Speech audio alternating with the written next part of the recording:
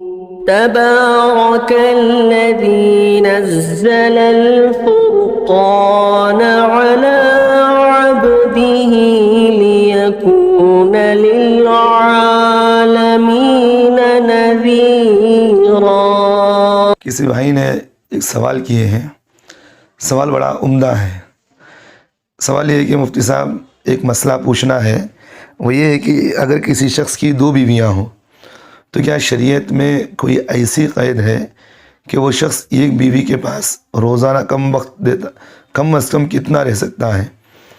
مثلا ہمارے ایک ملنے والے ہیں، ان کی دو بیویاں ہیں اور وہ رات کا آدھا حصہ ایک بیوی کے پاس اور باقی آدھا حصہ دوسری بیوی کے ساتھ گزارتے ہیں، تو کیا ان کا یہ عمل شرعاً جائز ہے؟ اس لیے کہ ایک بیوی کہتی ہے کہ ایسا کرنا صحیح نہیں ہے، بلکہ ایک بیوی کے پاس اس کو کم سے کم مکمل ایک رات گزارنی چاہیے ورنہ وہ گنہگار ہوگا۔ تو مفتی صاحب یہ دونوں باتوں کا جواب دے، بڑی مہربانی ہوگی۔ سوال کرنے والے محمد سالم صاحب یو پی سے۔ دیکھیں سالم صاحب، یہ آپ نے بہت اہم سوال پوچھا ہے، حالانکہ یہ تھوڑا شرم و حیا کا مسئلہ ہے یہ، تو میں اس مسئلے کو تھوڑا تفصیل سے بتا دیتا ہوں، کیونکہ آج عمومی طور پر یہ چیزیں ہیں۔ آدمی بڑے شوق سے شادی کر لیتا ہے، دو بیویاں، تین بیویاں، 4 بیویاں رکھنے کا شوق ہے، لیکن اس میں برابری کا معاملہ نہیں کرتا، جس میں حدیث پاک کے اندر بڑی سخت وعید اللہ کے رسول صلی اللہ علیہ وسلم نے بیان فرمائے، جو آدمی اپنی بیویوں کے درمیان برابری کا معاملہ نہ کرے۔ تو بہرحال آپ کے اس سوال کے اندر 2 باتیں ہیں، رات گزارنے کے سلسلے میں، نان و نفقے کے سلسلے میں، دن میں وہ کس بیوی کے ساتھ رہے گا اس کے سلسلے میں، تھوڑا یہ تینوں باتیں ہیں۔ میں تینوں باتوں کو تھوڑا تفصیل سے بتا دیتا ہوں۔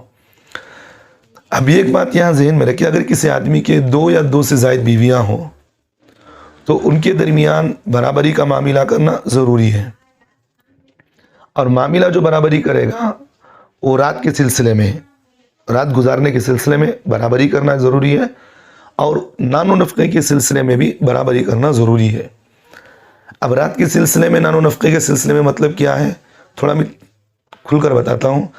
رات گزارنے کے سلسلے میں یہ ہے کہ اگر کسی آدمی کی 2 سے زائد بیویاں ہیں، تو اگر کوئی آدمی رات گزارنا چاہ رہا ہے تو آدھی رات یہاں آدھی رات یہاں گزاریں۔ بات سمجھ میں آ رہی؟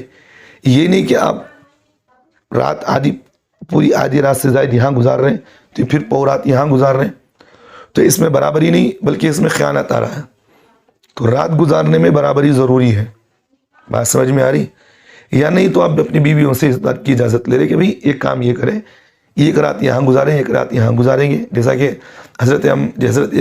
ایک ام المؤمنین ہے، اللہ کے رسول صلی اللہ علیہ وسلم سے انہوں نے کہا کہ نبی جی میں اپنی باری حضرت ام عائشہ رضی اللہ عنہ کو دیتی ہوں کہ آپ ایک رات وہاں پورا گزار لیا کریں۔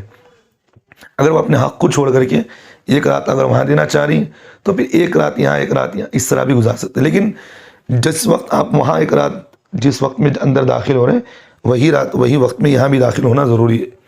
برابری کا معاملہ ہونا چاہیے، اونچ نیچ نہیں ہونا ہے، کیونکہ جب 2 بیویاں ہیں تو برابری ہونا ضروری ہے، ایک بات۔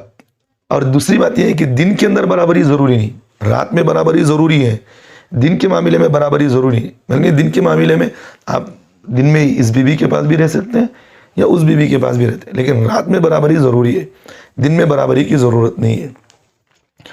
اور دوسری بات یہ ہے کہ نان و نفقے کے اندر برابری ضروری ہے۔ نان و نفقے کا مطلب یہ ہے کہ اس کے کھانے پینے کا انتظام کرنا اور اس کو رہائش کا انتظام کرنا، دونوں بیویوں کے درمیان برابری ضروری ہے۔ یہ نہیں کہ آپ ایک بیوی کو ہائی لیول پہ رکھا ہے، بلڈنگ میں رکھا، ایک بیوی کو جھوپڑی پٹی میں رکھا ہے، یہ برابری نہیں ہے، یہ گناہ ہے، یہ گناہ کبیرہ ہے۔ جس طرح آپ نے ایک بیوی کو اونچے مالے پر رکھا ہے تو دوسری بیوی کو بھی وہی اونچائی پر رکھیں آپ، یعنی تو آپ ایک بیوی کو ایک مالے پر رکھیں، دوسری بیوی کو دوسرے مالے پر رکھیں، دونوں کی رضامندی سے جو طے ہو جائے وہ اس پر کر لیں۔ مطلب یہ نہیں کہ ایک بیوی کو الگ رکھیں، ایک بیوی کو یہاں رکھیں، یہاں غربت کا مزاج ہے، وہاں مالداری کا مزاج ہے، وہاں گوری گنٹی ہے تو اس پر زیادہ خرچ کر رہے ہیں، محبت زیادہ آ رہی ہے تو وہاں خرچ، اس طرح کی بات نہیں۔ نان و نفقے کے اندر رات کے اندر برابری ضروری ہے، دن میں کوئی بات نہیں۔ اور دوسری بات یہ ہے کہ رہائش کے سلسلے میں ایک بات یہ بھی ذہن میں رکھیں کہ جو گھر آپ اس کو دے رہے ہیں وہی گھر اس کو بھی دیں. یعنی تو آپ دونوں کو ایک گھر میں رکھنا چاہ رہے ہیں تو ایک کمرہ اسے ایک کمرہ اسے, اور جو کمرے کے اندر ہیں تو پھر وہاں حمام باتھ روم بھی دو ہی رکھیں. تو اس طرح کی بات ہے. برابر نان اور فقہ کے اندر برابری ضروری ہے. جس کو وہ کھلا رہے ہیں اس کو بھی آپ یہی کھلائیے. سمجھ میں آ رہی ہے بات؟ نان و نفقی کے اندر کم و بیشی ہوئی کبیرہ گناہ ہے. اس لیے تھانوی رحمۃ اللہ علیہ کی 2 بیویاں تھیں. مولانا اشرف علی تھانوی رحمۃ اللہ علیہ کے پاس کسی آدمی نے ایک تربوز لایا, کہا کہ حضرت میں آپ کو ایک تحفے میں دینا چاہتا ہوں. تو حضرت نے ہدیہ لے لیا. اس کو لینے کے بعد اس کے 2 حصے کیے. 2 حصے کیے. دونوں حصوں کو کرنے کے بعد پھر اس کے اور ایک حصہ کیے. پھر آدھا حصہ یہاں سے نکالا یہاں رکھا, آدھا حصہ نکالا یہاں رکھا. کسی نے پوچھا کہ حضرت کیا بات ہے, اس طرح کر رہے کہ کبھی ہو سکتا ہے کہ یہاں پھیکا ہو یہاں میٹھا ہو, اور یہاں اس لیے میں نے یہاں کا آدھا حصہ یہاں ملا دیا اور یہاں کا میٹھا حصہ یہاں ملایا, تاکہ دونوں کو, اس کو اگر پھیکا ملا ہے تو پھر اس کو بھی ایک حصہ پھیکا ملے, ایک اس کو میٹھا ملا تو پھر اس کو بھی ملے. تو دونوں کو بیچ میں کاٹے تاکہ دونوں کو حصہ برابر ہو, میٹھا بھی دونوں مل جائے. تو اس طرح کی بات ہے کہ معاملات برابر ہونا چاہیے. حدیث میں اللہ کے رسول صلی اللہ علیہ وسلم نے فرمایا کہ جس آدمی کے پاس, جس آدمی کی 2 بیویاں ہوں, بڑی سخت اللہ کے رسول صلی اللہ علیہ وسلم نے وعید فرمایا کہ جس آدمی کی 2 بیویاں ہوں اور دونوں کے درمیان برابری نہ کریں تو کل قیامت کے دن ایسی حالت میں آئے گا کہ اس کا آدھا حصہ یعنی آدھا دھڑ ساقط اور مفلوج ہو جائے گا. یعنی یہ آدھا حصہ آدمی کا بالکل, جسے ہماری زبان میں کہتے ہیں کہ فالج ہو جانا, بالکل بیکار ہو گیا. تو اللہ کے رسول صلی اللہ علیہ وسلم نے فرمایا 2 بیویوں کے درمیان محبت ہو تو دونوں کے درمیان محبت کا معاملہ ہو, اور نان و نفقی کی بات ہو دونوں کے درمیان ہو. آج ہم بہت سارے ایسے واقعات آتے ہیں کہ پہلی بیوی اس طرح مل گئی تو دوسری بیوی کی محبت میں زیادہ گھس گیا. ایسی بات نہیں ہے. محبت ایک الگ چیز ہے, بھی محبت کسی سے بھی ہو سکتی ہے, لیکن رہائش کے سلسلے میں, معاملات کے سلسلے میں دونوں کے برابر ہو, یعنی رات کے سلسلے میں اور نان و نفقی کے سلسلے میں برابری ہو. تو بہرحال بھائی سالم صاحب جو آپ نے مسئلہ پوچھا اس مسئلے کا جواب یہی ہے کہ جب آدمی کے پاس 2 بیویاں ہیں تو دونوں بیویاں کو نان و نفقی کے اندر اور رات کی گزاری میں دونوں کے اندر معاملات کرنا ضروری ہے. یعنی تو آدھی رات یہاں گزارے آدھی رات وہاں گزارے.